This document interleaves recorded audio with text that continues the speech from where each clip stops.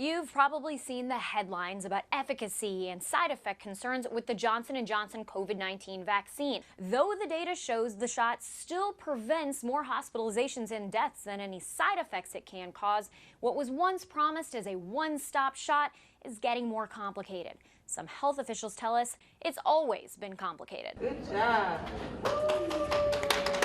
Bustling daily. That's how Chief Operating Officer Dr. Kendra Holmes describes the COVID vaccine clinic at Affinia Healthcare. This is the best tool that we have to prevent deaths. The medical center is just north of downtown St. Louis and has played a key role in vaccine efforts around the region. If we're talking about underserved communities, there is a great deal of distrust in the medical system and a lot of miscommunication. Public health involves public conversation, but Dr. Holmes admits confusing messaging, especially as it relates to the Johnson & Johnson vaccine, makes that difficult.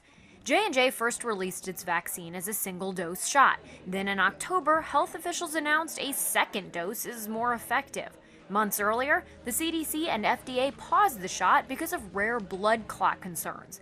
Then in December, the CDC recommended the other two shots, Pfizer or Moderna, over J&J, citing those blood clot concerns plus questions about the shot's resilience against variants. I think that the communication for the Johnson & Johnson blood clots left a lot to be desired. It actually complicated and made people even more hesitant. Despite its push as an easy access option, Dr. Holmes says making J&J the only option would have been bad for public health.